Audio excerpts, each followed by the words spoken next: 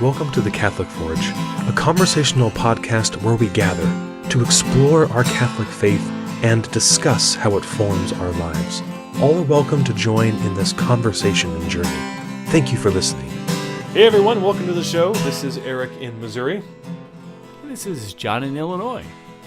You sure are. And a little while back, we had an episode on a television show called The Office. If you've not listened to that, you might enjoy it if you've seen The Office. Don't be a stranger to us. There's so much to enjoy.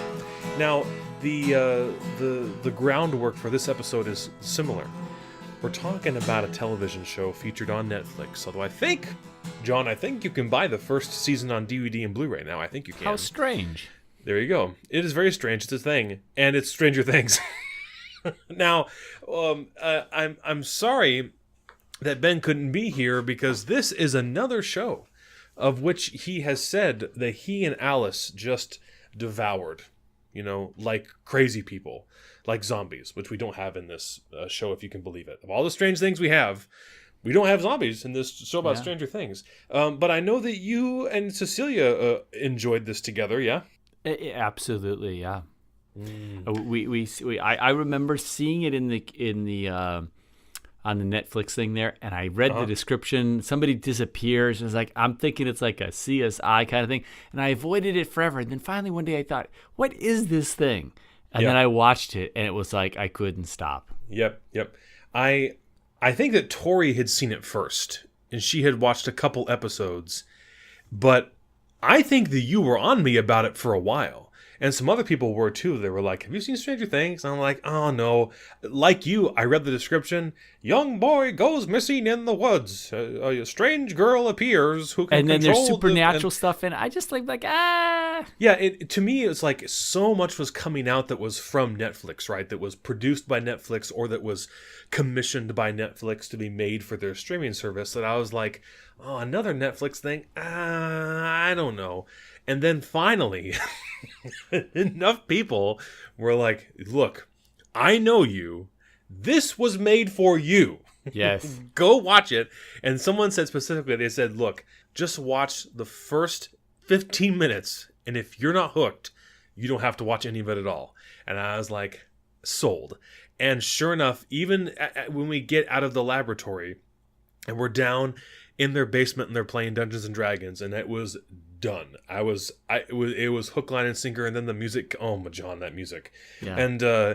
And I just was just so drunk in love with this show because if you've listened to the podcast for a bit, you know that John and I share an affinity for so many of those great cultural hits of the late 70s and the 80s. And John, what do you see kind of referenced in Stranger Things? And let this be a selling point. We're going to try to avoid like real intense spoilers, but we do want to give you a sense of what the show's about.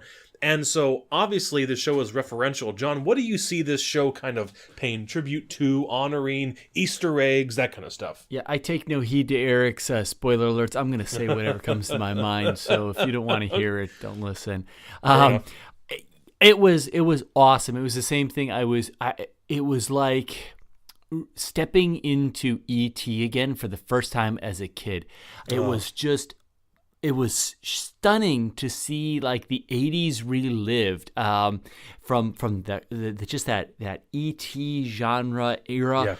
Yeah. I was blown away. Like Super 8 tried to kind of do that same thing, and I didn't really feel it there. Like it was like, oh, it's this great homage, and it was like, okay. But this, like, even the way they talk, the way they behave, the way they interact, was astounding to me. It was like something out of my memory. This little part of I was pretty young in the 80s.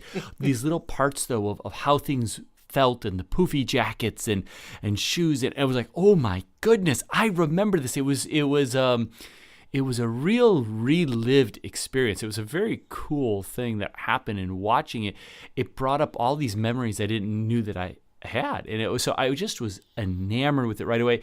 And then it took me probably till the second or third episode to really see it, but like the music was stunning, and then the way the letters come in, it reminds me. I could remember it was just we were young, and we had just gotten a VHS player, and we would get videos from the video store.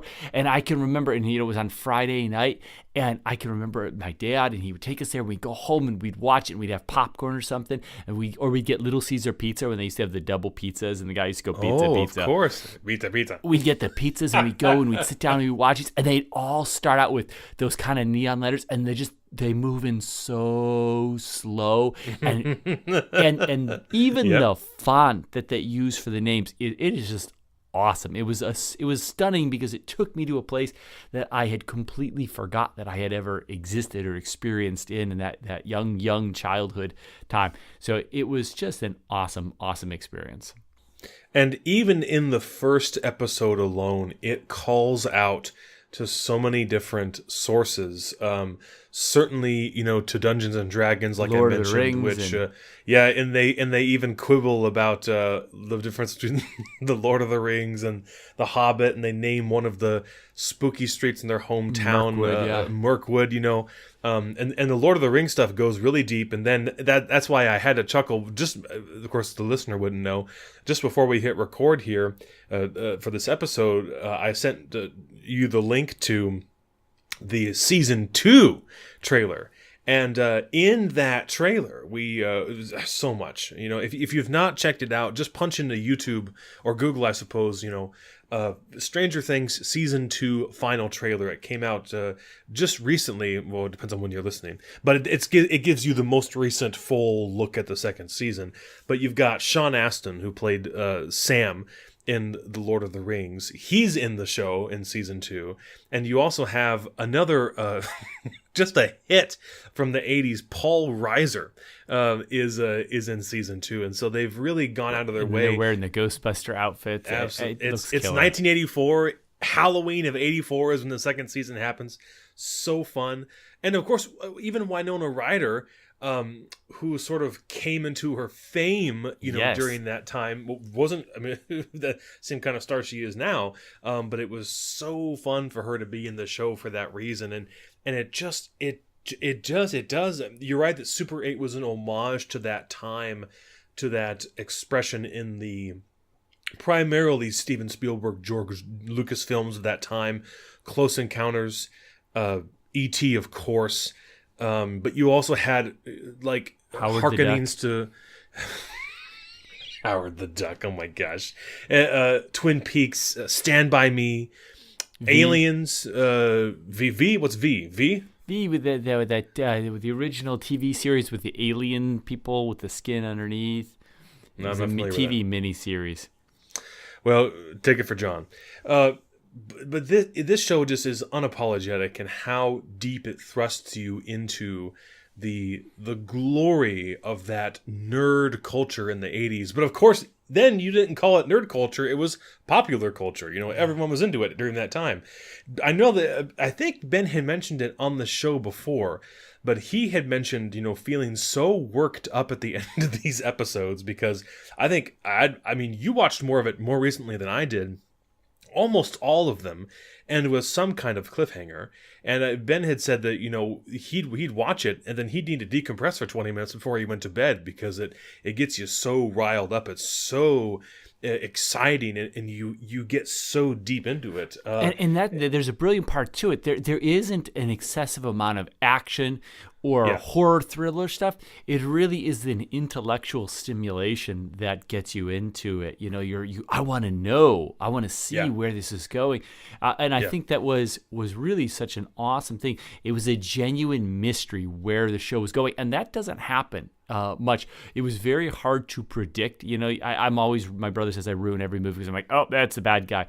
This was very nice. It wasn't predictable. It was a genuine thought. It was a genuine new look at a story in it. So it was delightful. And you mentioned Winona Ryder. I got to say, she is the one that sold it to me the most. When she came on, she looked just like she fell out of E.T. or one of these movies. She did that part so phenomenal, that frazzled, singled mom look, phenomenal. All of the actors were exquisite in it.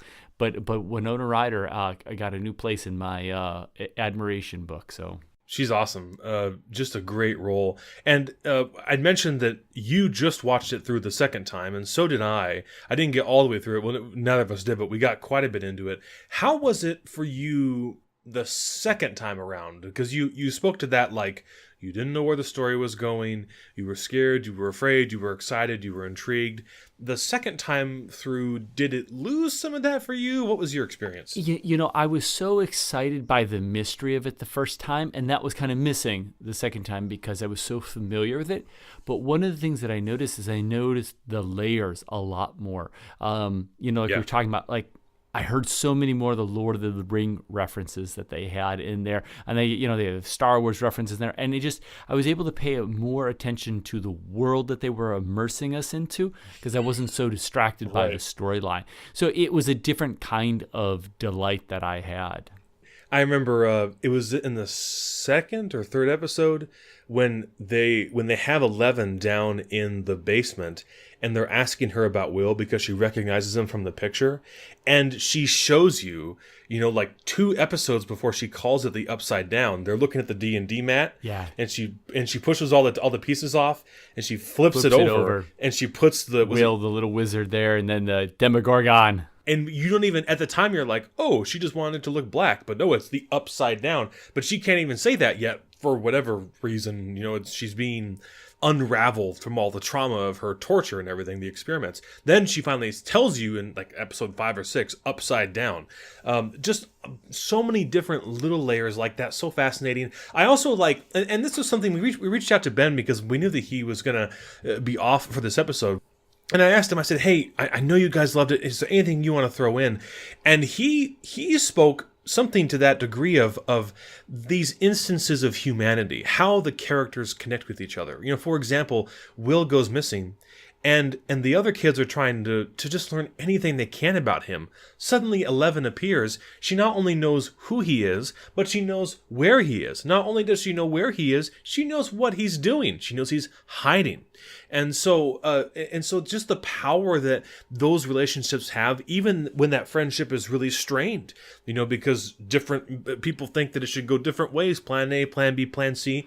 And so I appreciated what Ben said, that much of what really resonated with him, besides the dramatic intensity and the excitement and sort of the blaze of nerd culture that's around the show, is in that really profound projection of human life, ordinary human life. Yes, in extreme and supernatural circumstances, but that profound connection between two people or a group of people that we see in the show, going from, you remember when Nancy goes over to that party and she's going to go up there, totally intending to at least fool around, but probably sleep with Steve, and Barb tries to stop her. Nance, this isn't you. I'm fine. This isn't you. Then Nancy goes home and her mom stops her, and her mom knows. She knows because she's a mom. She knows. And she's like, and she lies. She lies. Amazingly convincing. Nothing happened. And the tears, both of them start to well up with tears. And nothing happened, Mom. Leave me. You wouldn't understand. She doesn't say that. Just all these little things. And for me, the first time you see it and you're like, oh, what a quip. So typical. But I saw it the second time and I was like, oh, that everyone knows that. Everyone knows that. Yeah. And I really think, in that, I want to go back to that friendship thing in a moment, but in that, those scenes like that, in today's modern TV show, the kid would just kind of mouth off and then storm off. But there's such the way in which, and of course it's terrible she lies, but the way in which she lies to her mom, we've all been to that point where like, we just, when we're talking with our parents where we can't reveal it.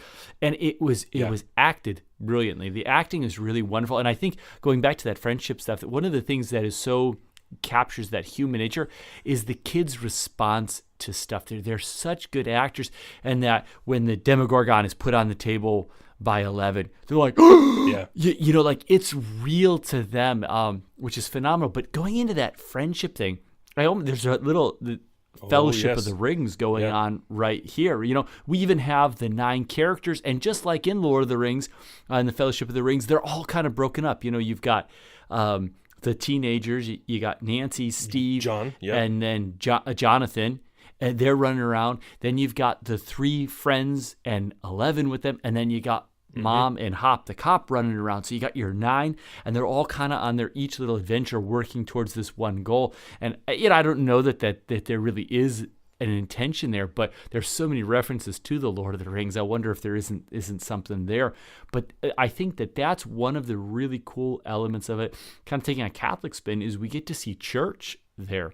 We get to see that community and that real concern. They never give up on the person that they're serving who's gone. And so it's such a cool bond of friendship in there. While they're all imperfect, they're still united. You brought it up first, okay? So it's on you. But you'd mentioned the Catholic spin. And so just like we did with The Office, and like we've kind of talked about with several other episodes geared at popular media, Star Wars and The Office and Lord of the Rings forthcoming, one of the first things that we can do whenever you're approaching a piece of media or art is to look at it and say, where is Jesus in this? And specifically, since this is a tale, a narrative, who is the Christ figure? Or where is the Christ figure? Or, in this case, because you have so many characters, like you said, who are Christ figures? John, what do you see?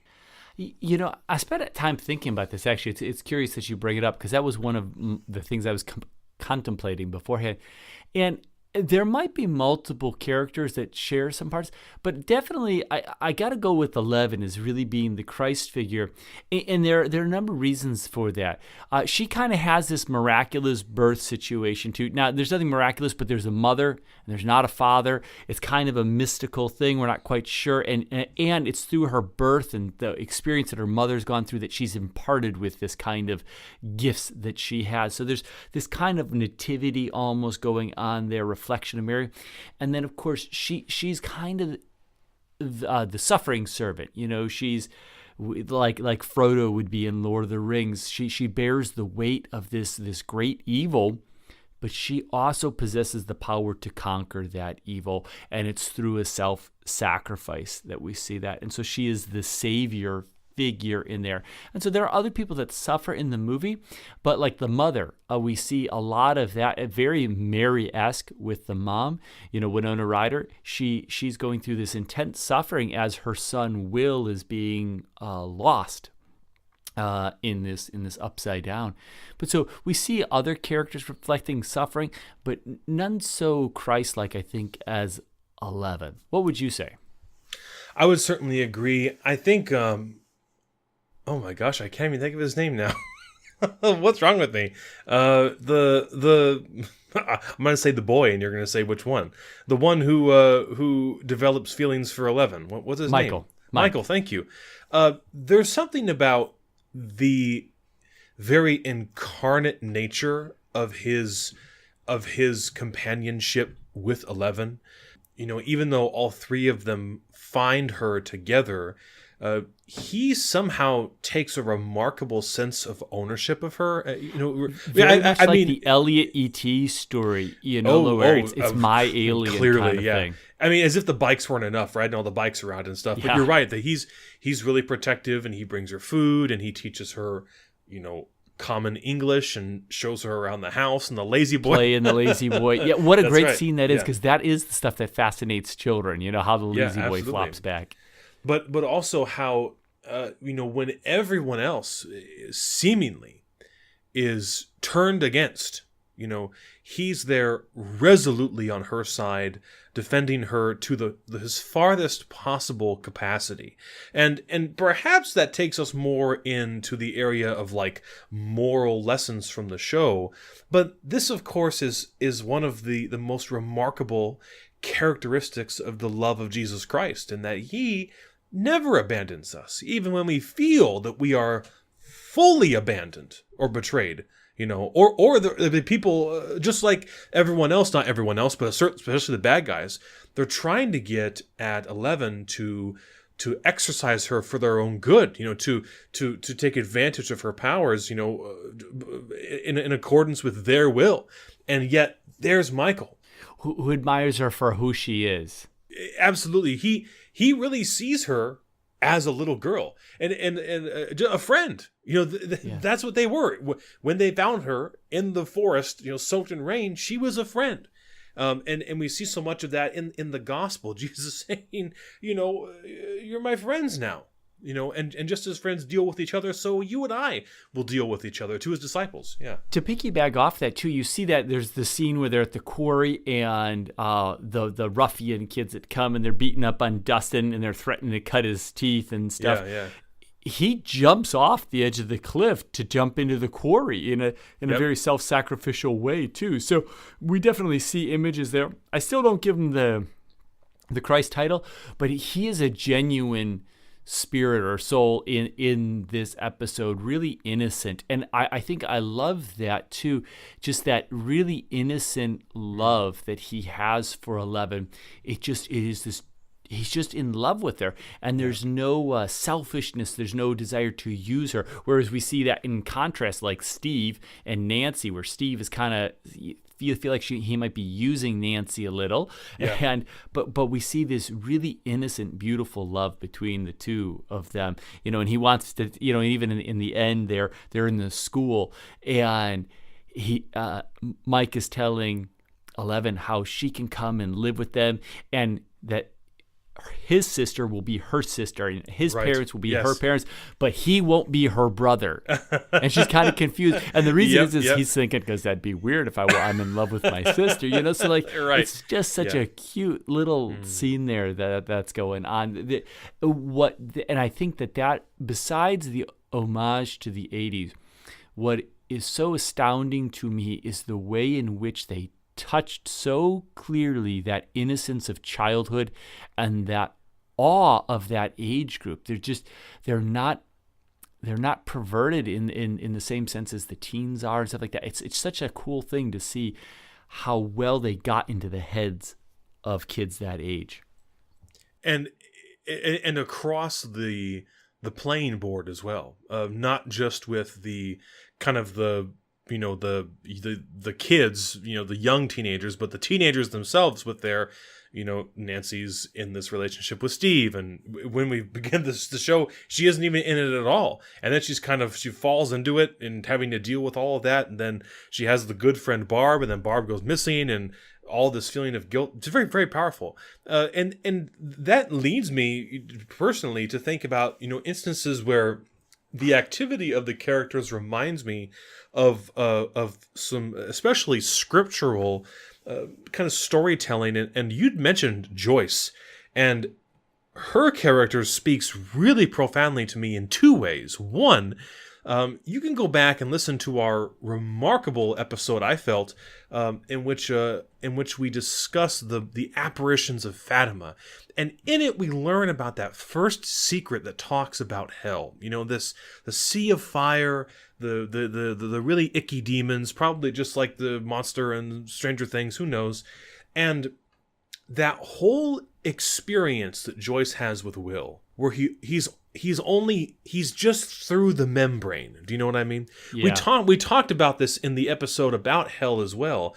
That sense of again Lazarus crying up, being so close, but not being able to reach that satisfaction or relief from their torment. The agony that Joyce goes through. It's really a hell they both share, because they can both apparently see each other, because Will is able to manipulate the lights and the letters and that kind of stuff. And then, of course, Joyce can see him, and she's constantly pursuing him. So not only is that, again, I know that's not, terrifically biblical or in keeping with our tradition, but that speaks to me of something of what the agony of eternal suffering could be. But more importantly, John, I see there just what Jesus said about leaving the 99 for the one. This reckless, full-leaded pursuit of the ones that Jesus loves. And you couldn't have stopped Joyce. Everyone tried to. Jonathan tried to. And then when Lonnie comes back into the picture, he tries to convince her it's all been a hallucination. But what kept coming back to me was, do you remember that first phone call that somehow Will makes to her? And she says that she's breathing. I knew my child's breathing. My sheep hear my voice, and they follow me. And that was Jesus, of course, not Joyce or Will. But she only hears Will's breathing, and she knows it's him instinctively because she's a mother.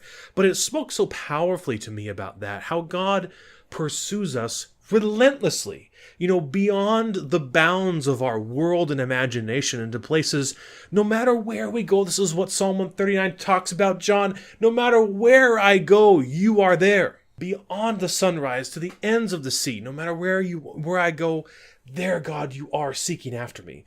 Very powerful. So much of that wrapped up into just that one little dynamic of mom seeking after her son. Do you see anything else, like any other kind of vignettes that say, oh, this is kind of like the Bible? Or do you see anything like that at all, John? Yeah, I think I do. I think we'll kind of unpack those as we go. I don't have one to pull out right away, sure. But I really do like that connection. I'm struck by the mother's faith. She appears to be crazy, and even in the beginning, when you're first watching it, you don't know whether or not this is real or she's really crazy or not. Her faith, and I was watching the scene where she's holding this bundle of Christmas lights, talking to them, saying, Will, just talk to me, and then he does. Yeah. And what a perseverance of faith. And then she's told by everybody, as you already mentioned, yes, even her yes. son Jonathan, this is nuts. Do you hear how crazy this sounds? And she Yeah. says, I know it sounds crazy, but she's there. And I sometimes feel that way too with my faith. We're talking about heaven and hell, and people are like, I can't measure this, I can't see this, I can't see or hear your God. And yet there's this certitude that we have in our faith, and it's through that relationship. Just like I was struck by that line that she says also when she says, Hop is questioning her, and she says, don't you think I know my son's own breathing? And I thought, that's such a strange line. I would never say that. A child cries at the church, and I have difficulty identifying, is that mine or is that somebody else's? But sure. Even to know from their breathing, it's such an intimate thing. Yeah. And but likewise, that faith, the reason that I can know even when everyone else must think I'm crazy, I can believe in God is because I hear the wind of God, that breath of God.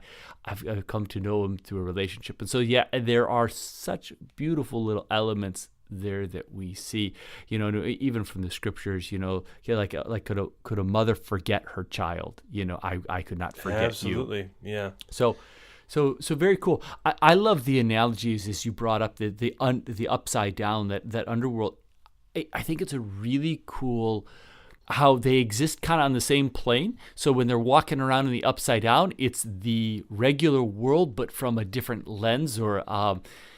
And I really like that. That gives this great image of kind of, we live in a material world where all we see and encounter is the material, and yet we know that surrounding us there are angels and demons, and that there is this veil before our eyes that we aren't able to encounter that world. So I thought that was such a cool image that they're kind of entering into. Now, of course, the world they're entering into is very dark. I hope that if we were to see the veil and see the angels, that would be a lot of light too. But it gives this reality that just because you can't see it in front of you doesn't mean that there isn't a menace or a delight there in front of you, and that there truly are beings out there that are walking around right next to you that seek nothing more than to devour you, to lead you away from God. So there's this real neat expression of that kind of world of the angelic and demonic region, which is right here, right next to us, yet we can't see it. So I think that's a very neat description. And of course, we're not implying that the writers said any of these things, but these are kind of truths, that come out into culture and into stories, that because these realities do exist, because these stories, the idea of a mother's love is there, there are elements there. So we're not claiming that the authors were intending these things to be there, but they're very neat that we can see them in good storytelling. And that is so much of the spirit of, I guess, on one hand, what we would say is really at the heart of the new evangelization, because this is such a popular show during our time, is if you can conjure some kind of reckonings like this, or certainly even if the show somehow speaks to your own life, to something you have gone through, and let's just say you find yourself in conversation with a friend, no matter who they are, no matter where they're at, and you're going to gush about it just like John and I gushed about it for 10 minutes. But then we turned, more like 15 minutes, but then we turned to something a little more concrete for our faith life, you see. And this, all people can do. This is really in the spirit of the new evangelization. That is, reaching people with the gospel through new and unique means. Yes, even special features on Netflix, and so you build these little tools, these little kind of disciplines, and then when you're watching stuff like this, you think about that. And granted, I think for John as well, the last time we watched it, we kind of went in with this sense of like, okay, we're getting ready for the episode. Let's kind of keep in mind some of this stuff.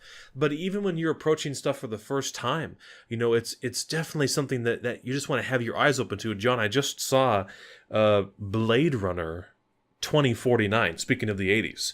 And it spoke so heavily of ideas of religion and spirituality. I've not seen it yet, so I've got to get in there for that. When you were gushing on that earlier.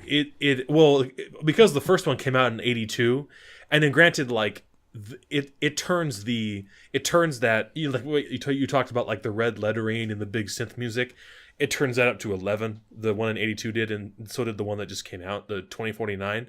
But holy moly. And so when going to see it, I'm trying to just enjoy it as art, but I'm also trying to access it at that next level. What can I draw from this, if you will? What can I baptize, as it were? Let me ask you then. So I was one thing that I noticed. I saw it the first time, but it was more curious to me approaching it from this time. Sure. This Papa figure, her handler that's at this facility that really is a Dr. pretty evil guy. Brenner. Yeah. And she calls him Papa, and I have my thoughts on it, but what do you get from that character, her relationship with him? What are your thoughts? I will admit not being super duper clear on some of that stuff toward the end of the show. That, like, by that I mean like her purpose in the facility. I know that it appears that it was by her power. You please correct me if I'm wrong, but by her power that the whole thing kind of started in the first place. That she opened up the portal to the Upside Down, but then she couldn't close it or whatever it was, and that's how the monster escapes, so on and so forth. Yeah, they were using her to make contact. They were first using her to try to like read minds, and it looked like they were going to use her for warfare. And that comes up a couple of times. They call her a weapon. Yeah. And then they're going to use her, and then she goes in, she makes contact, and he's the one, they put her in the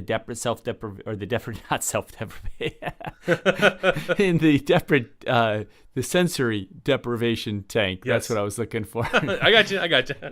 They put her in there, and then they send her with the intention of contacting that, and she tears the rift between the two and creates the rift. You are correct. Yeah. I was curious about the fact that she's calling him Papa, and it's such a disturbing thing because he's clearly manipulating this girl, and he's using this just so basic, rudimentary desire to have relationship, to manipulate her by having him be called, and of course he's not her father, but to call him Papa. I also feel like there's, looking at it from this faith perspective, there's an Adam image. There's this fall. This is the fall. There's fall from paradise. Somehow feels like it's connected. And so for me, I see him as kind of that Adam figure, and that he's the one that initiates this wickedness and brings it into the world. I did not see that, but I see where you're going. Mm-hmm. Certainly what we learn in the show, the lore about 11 apparently being kidnapped at birth, and so presumably he himself has nurtured this faux relationship for all these years.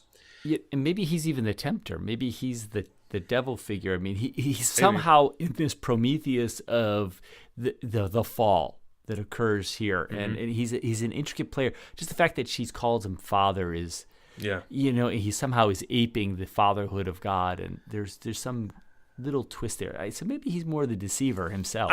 I think that you're definitely hitting on it, and I mean it's not only obvious, but it's so obvious that you have to mention it, that clearly he's using the connection they have. He's using it as leverage when she's in the room with the cat in the cage, and she's willing herself to do it, and she keeps looking at him. I think she's looking at him not only for kind of approval, so that she knows she's doing the right thing, but she's also looking at him begging. Yeah, that's what I get. Yeah, begging, please don't make me do this. If he keeps telling her, like, you're doing the right thing, you're doing the right thing, you're doing what Daddy wants, you're doing what Daddy wants, she'll keep going. But in her heart, she's begging him, please tell me I can stop.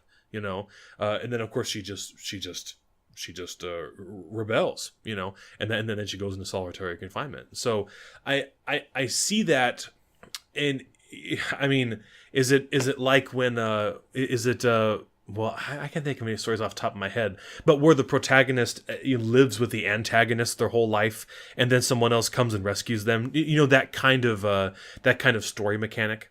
And so, like in Rapunzel, right? Or Cinderella, I guess, just to some degree. They didn't have powers, but you know what I mean. Where they're cared for, but they're not loved, and all of that, and they're rescued. Very interesting. He is really problematic. I'd like to pitch it to one other problematic figure and get your thoughts on him, if you don't mind. And that's Hopper. Here's a dude who has been through it, and something about his life, I won't say is attractive to me, but I think all men, do see the attraction in this, like, solitary life. You live on a lake. The Aragorn figure, somewhat, but I mean, he lives on a lake. He smokes inside. He has companionship, as it were. He's a public servant, so he's revered. He gets to eat donuts every day, and drink coffee in the morning. He says mornings are for coffee and contemplation. That sounds pretty good. I mean, of course, I'm just being silly, but he has this sort of, you meet him and you're kind of like, oh, so he's a drunk and he's a cop, and isn't that typical in these 80s shows? Yeah, you don't like him a lot in the beginning, but by the end of the series, you really do adore him. He has a transformation that occurs. He in that second episode, or is it even in the first one, when the teacher comes out and he's like, oh hey, and then Hooper tells him, he's like, my daughter, she lives in the city with her mom. Then the other mom comes alongside and said, oh no, she died from cancer a couple of years ago. And he doesn't speak of it out loud anymore. This great revelation that really ends up having such an emotional impact on the story itself. And so he, through all of this, kind of gets broken down further and further and further. His own hurt broken down. Really, I would say in some part through his service to the community. This willingness to serve, this willingness to protect, especially because as he beholds the suffering that Joyce is enduring for the sake of her son. He has those powerful flashbacks. Yeah. And so he's really, you just don't, if you took him away, the show wouldn't suffer. It would still be really great. You would have some guardian figure in there, probably, that's him, but you don't need all that like extra backstory to make the show as good as it is. The fact that they said, let's throw this in. Let's bring the dopey hometown sheriff in, Hawkins, Indiana, where nothing has happened since 1961 or 1923. Let's bring him in and give him maybe one of the most personal storylines of the whole show, and let it feed his sort of initiative as a character. That is so remarkable and so moving. Even though, again, it does and it doesn't immediately influence the larger story arc, because they could have gone about it different ways. I think there's something to that. Yeah, they definitely layered the story there. There's a greater intensity there that we have. It's not symmetry, but we have a repetition of themes there, and that suffering and somebody who has lost. And I think one of the neatest things that happens with him is when he's talking to Joyce and says, you have a chance. and he turns to her and says, "Do you know what I would give to have just a chance?" Because of course his daughter has passed, and so Ben had mentioned this in his email discussion, but with those flashbacks that come, especially in that last episode and a half there, we see those flashbacks, and it really tied that together so nicely. I have a hard time imagining the series without him. So certainly. I guess they could have gone without him and just kind of had it could have been an Lonnie, unconcerned you know what I mean? cop that would be there, but he adds so much to it. I can't really imagine it being such a full story, a full bouquet as it is with him there. Yeah, I mean that the storyline itself would have gone doesn't on. necessitate. But that they chose to put in again in what is ostensibly a pop, I guess they would say like a neo 80s pop, serial sci-fi story, where it's like, it's kind of fun and it's all about Jaws and E.T. and Stand By Me and Lord of the Rings. It's all about Easter eggs, but then it could have been just that. That's what Super 8 was, right? Super 8 was just the cereal. It was just the sweet. It was just the junk food tribute to Steven Spielberg, and it was great. But with Stranger Things, the Duffer Brothers, they really wanted to give you something rich and deep, so that if you just wanted to enjoy it for its sci-fi funness, you got it. But if you really wanted to connect with something, and I would say, generally speaking, everyone's probably going to connect with someone, in a particular way in this show, and probably quite powerfully. Now, John, let's wrap it up. So a couple questions. Looking ahead to season 2, do you think Barb is alive? No. I think Barbara has died. I think that there were several indications. Eleven's sorrowful face, and then, when they're there rescuing Will, she seems to be deceased. And how would she get out of that dry swimming pool? That was a very curious scene to me, when she was almost out, but then what was the monster going to do with her? Like, drag her around? I don't know. Well, he seems to have dragged her back to that place, because she's in that last scene there when they find Will. She's kind of in that matrix of things that are there. Right, yeah. I had another question, but I can't remember. Any closing thoughts about season 2? Anything you're looking forward to? Are you hopeful for anything? I'm very curious about, it was a delightful end to the series where he coughs up this kind of little worm thing. Slug, whatever. And what does this do? Does this now make the creature part of this world now that it was birthed in this world? And also then he has the flash. He's standing in the bathroom and all of a sudden he's in the upside down. So does he have the ability, through some form of consciousness, transfer back and forth? And that kind of idea, we saw that a little bit in the trailer. All of a sudden, he's in the arcade, and all of a sudden, boom, he's in the upside down again. So I'm wondering, does he have some power here now? Does he have this capacity to hop between the two planes of existence there? Sure. And can he take people with him? Like Doctor Strange kind of stuff? Yeah. Absolutely. And something that I would be nervous to see would be this kind of thing that happens in the Poltergeist 2, which they're going to go see the Poltergeist in the movie. Yeah, where the hero then in the next series becomes the source of the evil. And I would hate to see Will or 11 become the source of evil in that. And so that would be something I'd hope that wouldn't happen. But, do they now, have they been corrupted by their contact with this world? And are they going to be, are they the gateway or things for future? So that's something that I would not like to see. But I've been so impressed by the writing and the performances that maybe I'll adore it too, if that's where they went with it. One other little thing that I wanted to mention was Sure. We see kind of an original sin idea, like the same idea in Lord of the Rings. We see the reason that there's this fall is because men try to wield a power that's beyond their own nature. And that's something that's often throughout the Lord of the Rings.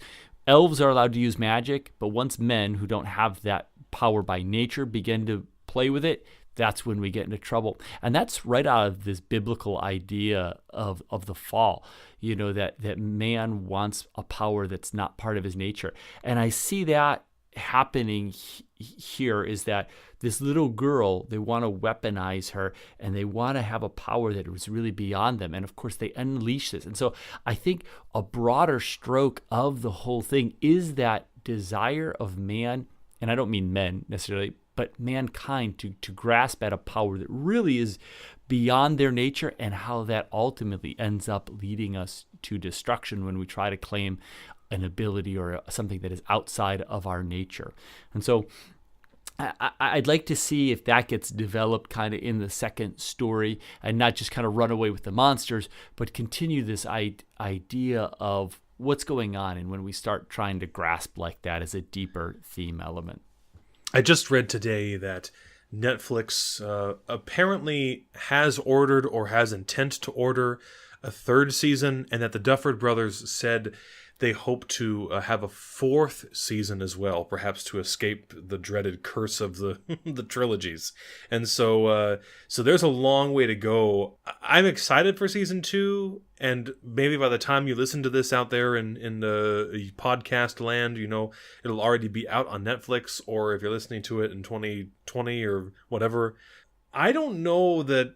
I mean, maybe they're going to have some crazy revelation or something that's going to really break the story open even further. But I would have been content with just one season, one by itself. We just leave the cliffhanger. We never get the answers, or the Duffer Brothers came out and say, oh, by the way, this is what happens. And then we just know, like with Mad Men, or some shows they do that. The writers will just say, we're never going to do another season, but here's what happened. Here's a written epilogue. So seasons 3 and 4 of Stranger Things, I don't know. I mean, what are we going to do? Yeah. What, asking the same question to yourself, then, what would be your answer? Golly, you stirred up a couple little brain worms. I think there's so many questions regarding what exactly happened to Will. Also, what happened to Eleven after she disappeared after killing the Demogorgon. And did she kill it, or did she just put it back into its world? I don't know, John. I can't answer that question. In fact, we didn't talk about any flaws, and we don't want to sound... I know we're wrapping up here.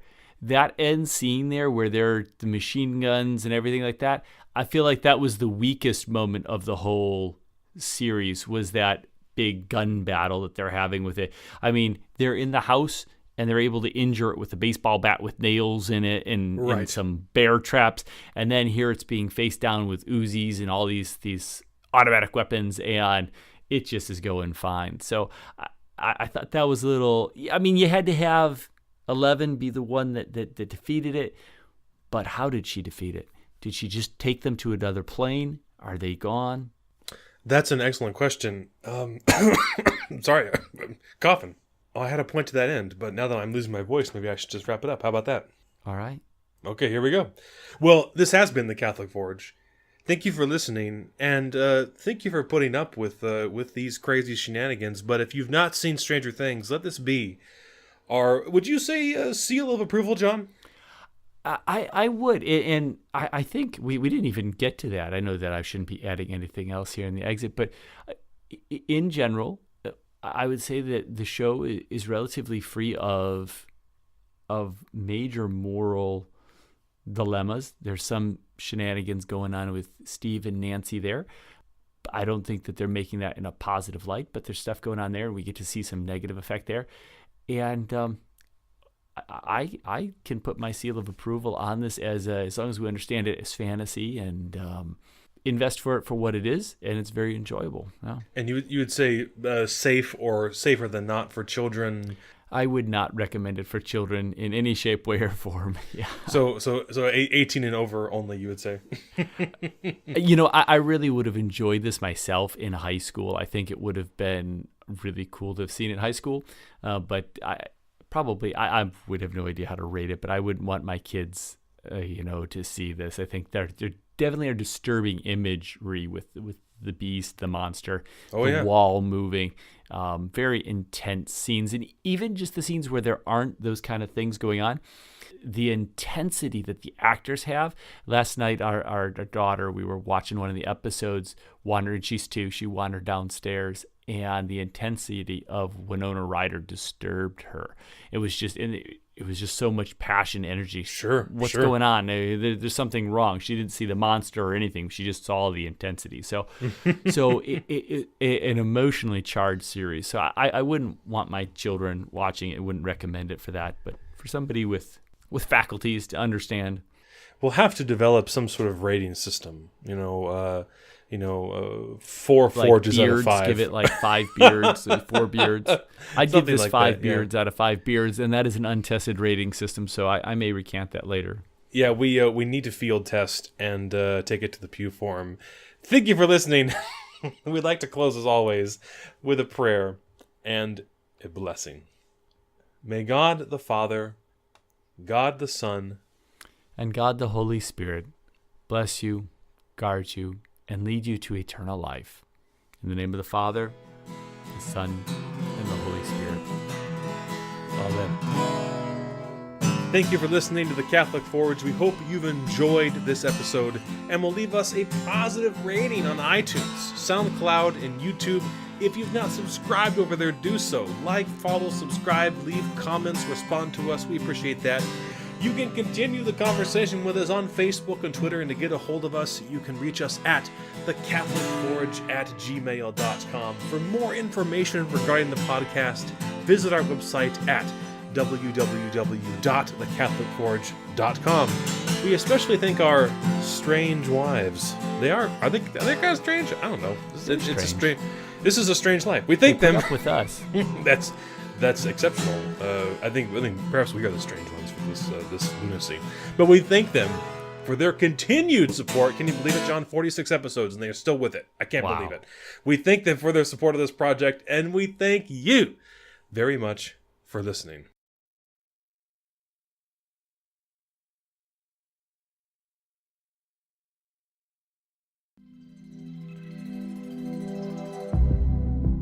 Is that 46 including the secret episodes where we reveal the secret of the universe? We got to keep that one for the millennial anniversary. That's right.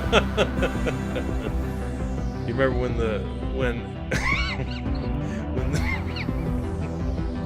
they were training Eleven, like they were Luke and Yoda on Dagobah, and he was trying to get her to make the Millennium Falcon float?